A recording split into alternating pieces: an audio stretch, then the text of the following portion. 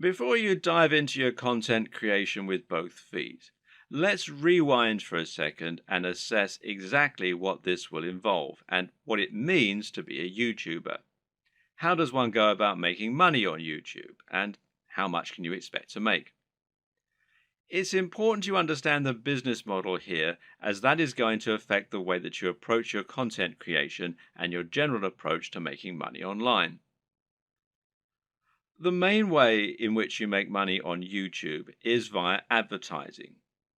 Google has its own advertising platform, and it uses this to allow companies and brands to pay to show their adverts on your channel. This is a form of AdSense, for those who know what it is, which means it's PPC. In plain English, this means the advertising uses a pay-per-click system, although you can also get paid when you get a certain number of complete views.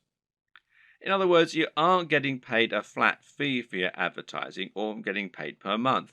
Rather, you're getting paid each time the advert is shown and each time someone clicks on it. Of course, not everyone who comes to your channel is going to watch the adverts all the way through or is going to click on them.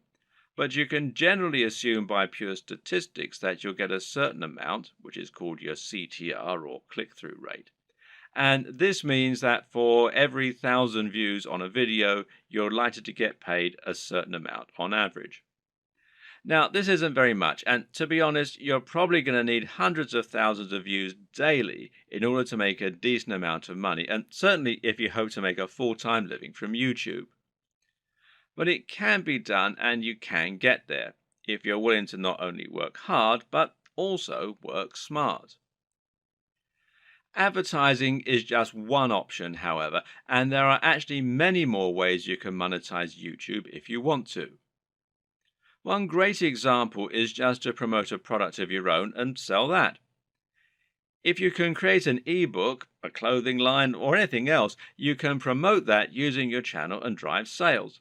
And this will work very well if you can focus on that value proposition and promoting the lifestyle as we've discussed earlier. Don't have a product? Well, no problem. You can promote products other creators have made and earn a commission on the sales. This is called affiliate marketing, and it pairs particularly well with YouTube, seeing as you can be very persuasive when people actually get to see you talking about the product in person, and you can even demonstrate it right on the screen. And finally, you can try and get sponsorship deals.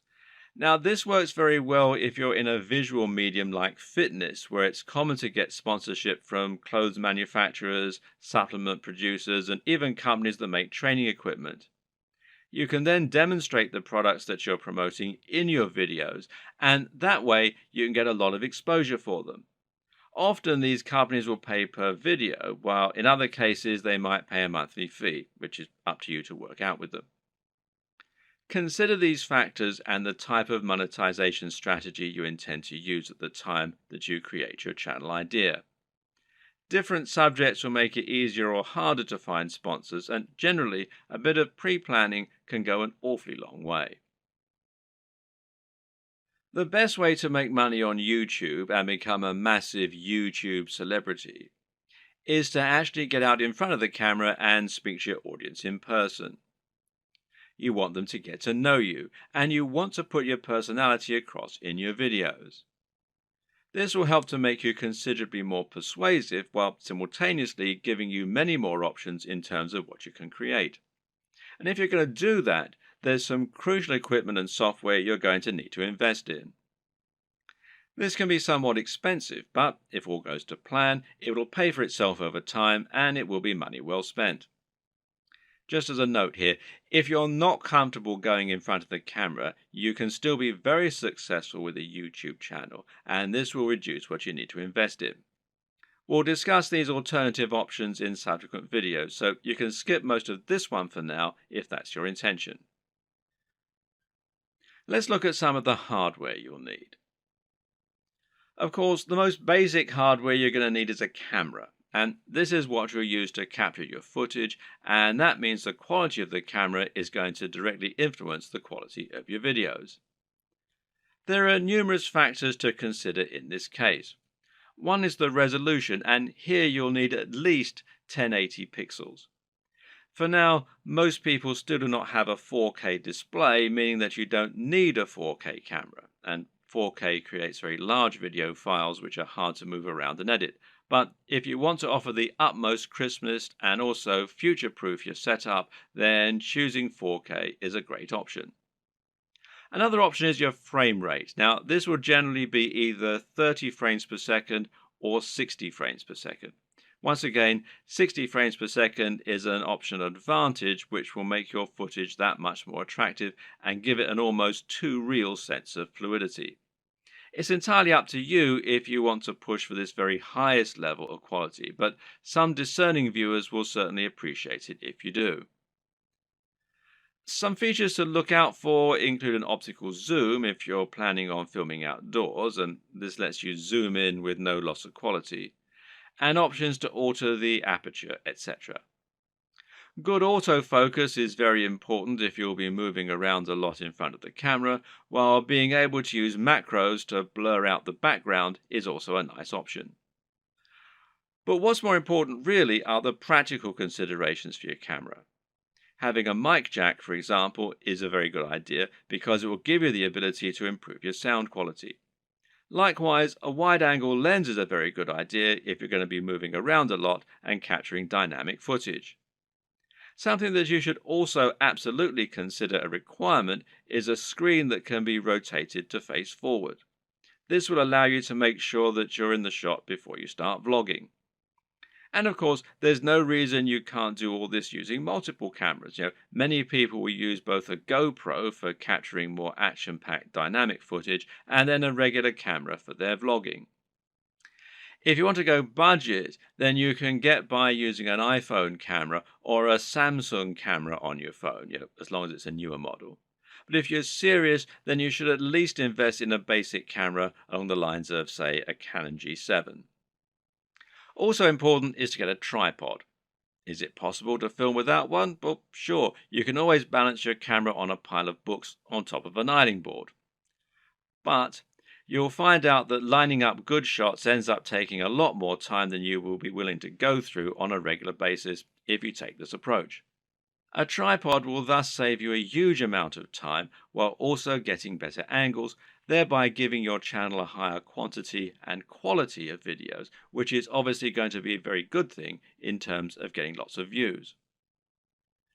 Another thing to look for potentially here is a tracking head from the likes of Manfrotto, who also make tripods. This will allow you to attach your camera on top of your tripod and then let you perform panning shots and slow zooms. This is what will give your footage a much higher level of professionalism, and it's very important if you're planning on doing product reviews and want to feature slow pans of the items you're reviewing. These work by providing friction on a rotating pivot and a handle. You then gently push on the handle with just a finger or a palm, and the resistance will keep the motion slow and smooth as it gradually moves around the object in focus. It's important to use a manual focus during these shots rather than an automatic one. It's often said that the best lighting is natural lighting. To get a great shot, try to line yourself up so that you have a large window letting in natural light from the side. This will give you what's known as Rembrandt lighting, which is a professional and very flattering looking type of lighting. But while this type of lighting is highly desirable, it's not terribly reliable. You can't trust in natural light to always be available when you need it, and you can't limit yourself to only filming at certain times of the day. So you need to make sure you have a way to set up the perfect lighting when you need it. How are you going to do that? Well, with some kind of lighting setup. And a great choice is to get two soft boxes. Now, these take up a fair bit of space, but it's worth it as it will allow you to design your lighting however you wish and make sure that your subject matter is well lit and that your footage is clear and bright. Now, don't underestimate this. In fact, in many cases, it can be more important to ensure your footage is very light and very bright than it is to use a camera with a high definition. This will make your footage look more professional and more appealing to watch. Want to go one step further? Well, depending on the nature of your videos, you can get creative here if you want. Jonathan Morrison has a YouTube channel that's all about showcasing technology products in the very best possible way and making them highly desirable. This gets him a lot of views and helps him to sell a lot of affiliate products, which of course means that manufacturers are happy to work with him and to supply free products for review. One trick he uses to accomplish this is to use colored lighting. He'll often light phones and other gadgets in a bright pink, green, or purple hue on a white background, which makes them look more modern and more crisp, especially with his high quality video equipment. The great thing is that colored bulbs are actually very affordable, so this is something you can mimic fairly easily yourself should you want to. Just like it's important not to underestimate the importance of your lighting, you also need to ensure that you never underestimate the importance of your sound quality. If you want to make your video look and sound professional, then it's absolutely crucial that you have good quality sound and don't just get a muffled sound into a regular camera microphone from a distance. Things like acoustics matter, and even if your viewers don't notice the difference, they'll be able to feel the difference. Things like this make a massive psychological impact and can be the difference between a channel that has high production values and that people love to watch, and one that looks unprofessional and that nobody takes seriously. Fortunately, sound is a relatively easy thing to get right, and the best way to do this is with a basic external microphone. You can get a lapel mic, also known as a lavalier mic, easily enough, and then attach it to your phone or camera to record your audio at the same time. Better yet, find a high quality microphone that you can plug directly into your camera's mic jack. The Blue Yeti Snowball microphone is one of the most popular choices among YouTubers right now, and it is a very affordable option that will provide a crisp and clear sound quality very easily. As well as hardware, you'll also need to invest in some basic software and other intangibles. The most obvious thing here is your editing software, which you're going to use to take your footage and turn it into something that has a narrative structure and that's actually fun to watch. There are plenty of options here, which include Sony Vegas, Final Cut Pro X, iMovie, and Adobe Premiere with After Effects. Your choice will depend on personal preference, budget, and your computer. But either way, you will need a professional editing suite in order to make your videos look the part. This is what you'll use to cut and stitch together your footage, and it's what you'll use to add things like music and logos. There are numerous graphics you'll also want to add to your videos. For example, you'll probably find you need some kind of logo to overlay on top of your videos if you want to build a brand. This is important as it will help to ensure people know who you are and that your videos and content are from the same creator. A good logo should be coupled with a good name, and ideally, the two together should be enough to communicate everything new viewers need to know about your brand. If you get this just right, then people should be able to tell from those things alone whether they be interested in your channel and potentially subscribe with no further information. Other graphics will also come in handy. For example, you might want to use bottom thirds, which you will overlay on top of your video as a way to annotate what's happening on the screen. Then you might want to find some stock images that you can use to illustrate points that you're making or that you can use in conjunction with your recorded footage. On top of this, you'll need to look into video and sound for your videos. One important thing here is a video opener, which is a short clip that will play at the start of your videos and help you to further cement your brand while indicating that the video has started. Music can be very useful and will allow you to make your videos a lot more engaging while also being able to invite emotional responses. So, where do you find all these extra materials? One answer is to pay for your materials to be created on a site like Fiverr or Upwork.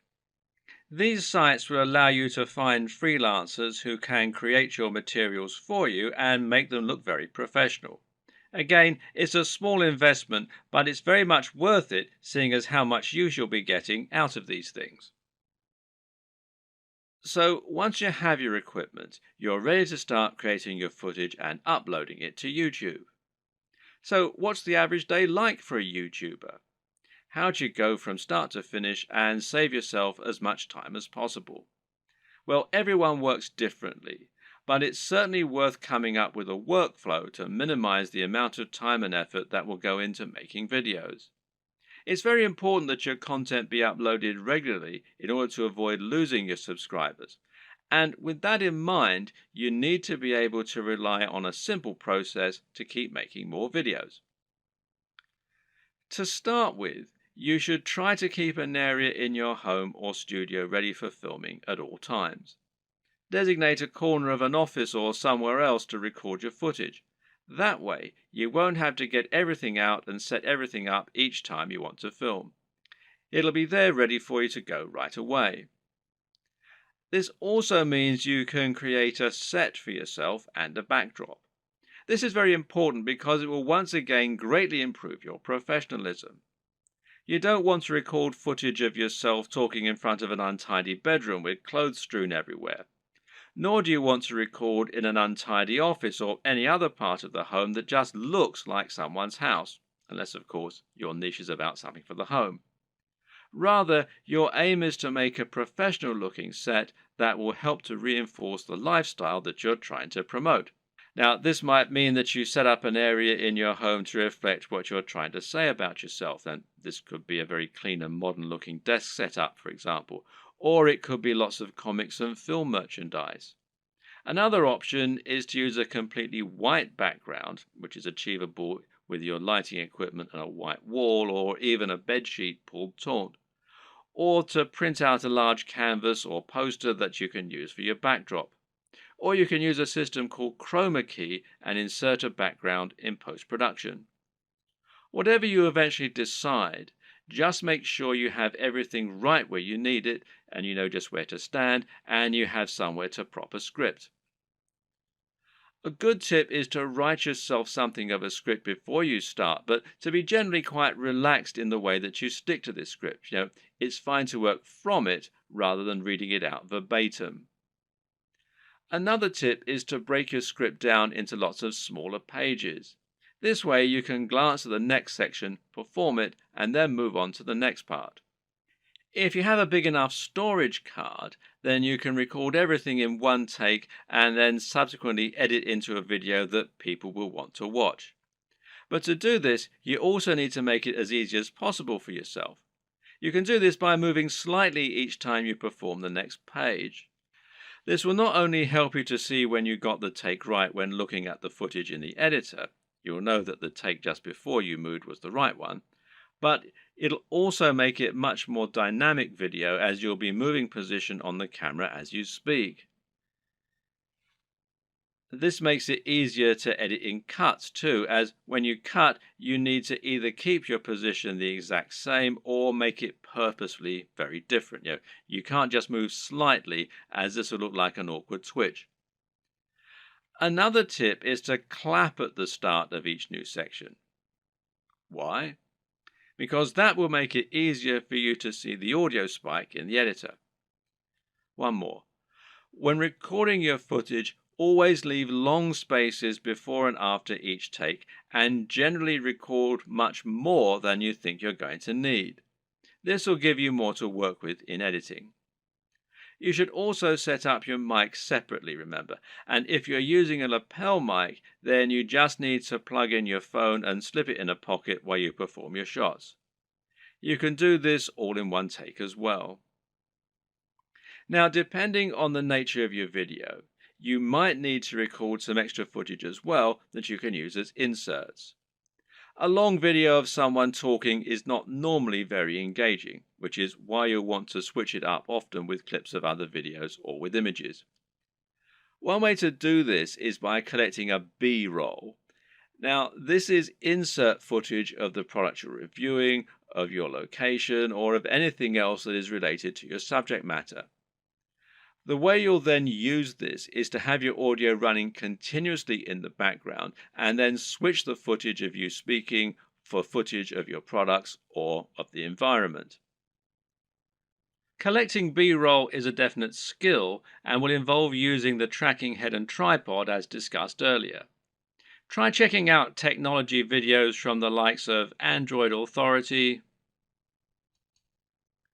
Techno Buffalo, and The Verge, amongst others, and you'll find they always include shots of phones and computers next to pens and paper, or by running water, or in the middle of grass and plants. In any case, the environment helps to showcase the beauty of the design and engineering, and it makes the shot more interesting, than just a simple shot of a phone in someone's hands. This shows off that lifestyle again, and it makes everything look attractive and desirable. Once again, you can always record more than you think you're going to need. You'd be surprised of just how quickly you can run out of B-roll while talking, so get as many shots as you can possibly think of. You can also use other types of insert footage. For example, you might want to use footage of yourself working out while talking about fitness, or you might want to use clips from other YouTube videos, being careful about copyright, of course. The latter you can accomplish by using various tools that allow you to download YouTube videos. A good choice is Hyper for YouTube, which you can download for free from the Windows Store. There are all manner of other ways to collect fun footage too. How about using a time-lapse, for example? Timelapse Pro is an app for Android, iOS and Windows, and it's perfect for creating time lapses of all kinds of things. Once everything is done, you're ready to edit your video. Open it up in your chosen video software and import it along with all the additional graphics, sounds, and other materials you intend to use. You now want to sync up your audio to your video, and most programs offer easy ways for you to do this. In Adobe Premiere, for example, it's a simple matter of right-clicking on both and then selecting Synchronize and then by audio track. Now the audio will be in sync and you can just put the video on mute so that it's replaced by the high-quality audio you recorded separately. Now, just link the audio and the footage so that any edits you make will affect both as though they were recorded at the same time from the start. You'll want to line all this up so that you have all your footage in order and so that there are no awkward pauses. It's also important to keep things moving and to keep things dynamic all the way through. If you're using lots of B-roll, then you should make sure you move from panning shot to panning shot. It should never be motionless or you'll lose focus. So make sure that you record lots of footage so that you have lots to work with, but then edit heavily too so that you're losing lots of it. Once everything is in order and the sound is lined up, you can then start to insert your extra footage and lay this over the top, intersperse it. Normally, you'll keep the audio going continuously and just cut back your video as you do this. If you watch the aforementioned Android Authority videos, then you'll notice that they tend not to have much of themselves talking at all. They have a clip at the start and at the end, and perhaps one or two in the middle, and the rest is all B-roll. Finally, try adding the video opener, any bottom thirds, and your logo and your music, and make sure that you get the audio balance right with the music, and consider using a small introduction before the opener. These final touches will give your video a real air of professionalism while helping to really drive home your branding. Now you just need to save your video in a format that YouTube likes, such as MP4, and then start to upload it to your YouTube account. All this can take a fair bit of time, so be sure to leave yourself time unless you have a really fast connection. And this will be even truer if you're using 4K footage.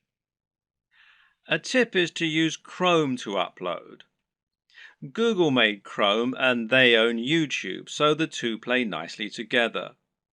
If your upload is interrupted and you're using Chrome, then you'll be able to resume it from where you left off later on. even if the computer's been turned off.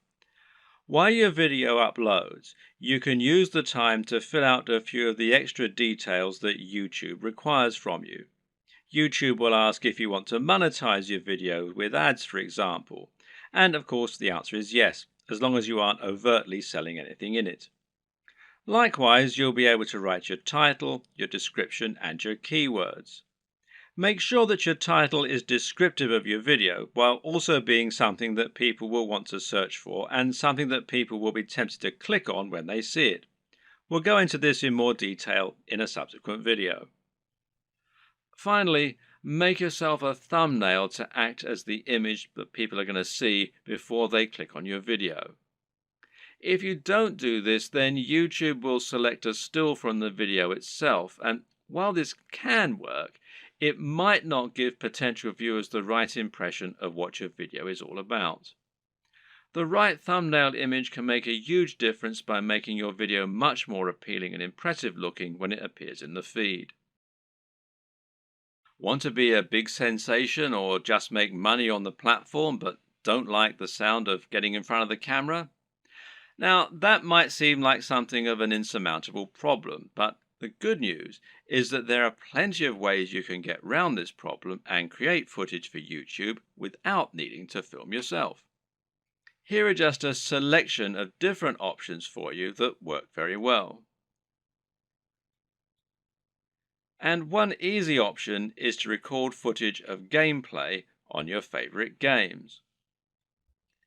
This is something that is very popular on YouTube, and of course you don't need to go in front of the camera at all for it. You can choose to include commentaries or even upload videos with no commentary. Both are popular and both are very easy to create. The best part is that there are so many popular games out there, many of which don't get much content made for them. Choose the right game and you can find its fan base, quickly exposing your channel to a huge audience. Check out ASAP Science if you want an example of a great channel that doesn't include any footage of the creators. This channel uses an animation drawn on a whiteboard with a voiceover in order to explain a number of interesting scientific concepts. It's a great channel that has a lot of subscribers, and it's something you can do yourself quite easily with the right software. Software like VideoScribe, which you can find here at videoscribe.co, will enable you to do this quite easily, and as you can see, there's a free trial at the time that I'm making this video. Another great option is to make your videos using still images and slideshows. There's no reason you need to have an actual animated footage in your videos, and if you choose the right images, you can simply record a voiceover and that will do nicely. This essentially becomes much more of a podcast than an actual video, but it works very well and a number of creators have managed to become very successful using this strategy. One of the very best examples out there is the amazing Mr. Sunday Movies. This creator makes funny videos about pop culture films. While he never goes in front of the camera, he is very well known thanks to his hilarious comments and regular uploads. Interviews also work very well in this format. A top 10 apps video, a top 10 fight scenes video, or any other top 10 can be made by stringing together footage that you have acquired without there even necessarily being any reason for you to narrate. You can use captions, title cards, or just leave the videos themselves to do the talking. This brings us to the option of creating supercuts, edits, and mashups. Just take a look at the popularity of Cassette Boy, who makes videos that string together footage of famous people making them say funny things. Then there's the incredibly popular Cinema Sins that cuts together mistakes in blockbuster films and then points out the mistakes they made in editing, etc. Another great example is People Are Awesome. These are simply montages of people doing incredible stunts. As long as you make sure you're okay to use the footage you choose, there's no reason that you can't make similar montages yourself. Tech tutorials in particular are very easy to make with no need to go on camera. This is because you can make them by simply using screen capture software on your computer. There are plenty of great tech tutorials that work like this, including tutorials for programming, for using certain software, or for solving computer problems. Cat videos are huge, and if you have a willing cat, then there's no reason you can't set up some funny videos yourself. Likewise, there's nothing to stop you making funny videos of dogs or other animals, creating elaborate structures and knocking them down, or otherwise using objects if animals and the environment are to be the subject of your videos. One very popular YouTube channel is the Slow-Mo Guys. These guys bought a super high-speed camera long before they were commonplace and used them to film all sorts of things in slow motion. For example, they might film a bullet going through a watermelon, a water balloon, a firework, or someone getting punched. All these things they did with themselves being on camera, but there's no reason you couldn't do something very similar with no need to go on film yourself. Even a product review can be conducted entirely without you making an appearance on screen using only B-roll.